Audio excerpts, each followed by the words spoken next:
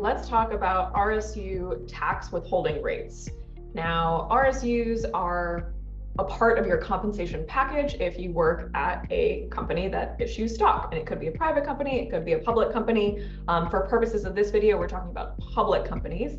Now, when you get a job at any company, you typically fill out something called a W-9, where you tell the company your social security number and you are registered as a taxpayer.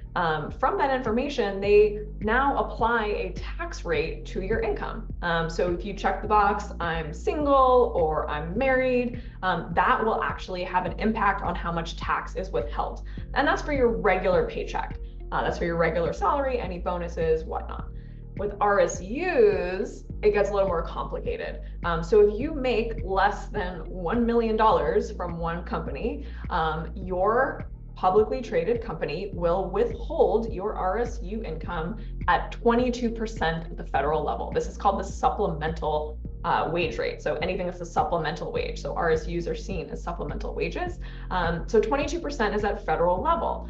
That federal rate. Now, your federal tax rate might be lower or higher than 22%. A lot of our clients who work in tech in places like New York City or Seattle or San Francisco have a higher tax rate than 22%. So they end up with a discrepancy and they end up owing taxes.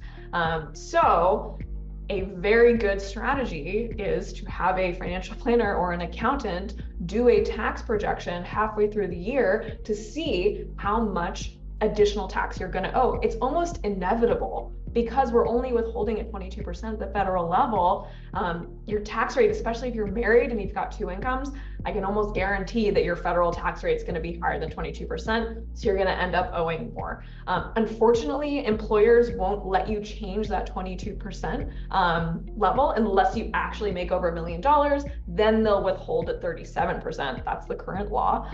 What you can do, a sneaky way to kind of hack this, is to reach out to your employer, fill out a new withholding form. You can usually do this through your portal or just reach out to finance or HR and say, hey, each paycheck, I'd like to manually withhold an extra, I don't know, $500, $1,000, and that'll help make up for this discrepancy so we don't have that nasty surprise tax bill when we go to file our taxes. So 22% withholding is the standard for RSUs at the federal level. We sometimes need to withhold a little bit more throughout the year. At the state level, it gets a little bit more complicated. In New York, we see this wacky thing happen where you're often over withheld at the state level. So you'll actually end up getting a refund from New York, but you'll owe the federal government some money. Unfortunately, those jurisdictions don't talk to each other. So it's a little complicated to receive a refund from New York and then have to go pay at the federal level, which is all a great reason to make sure that you have a trusted tax professional who understands equity compensation in your camp. Thanks for watching.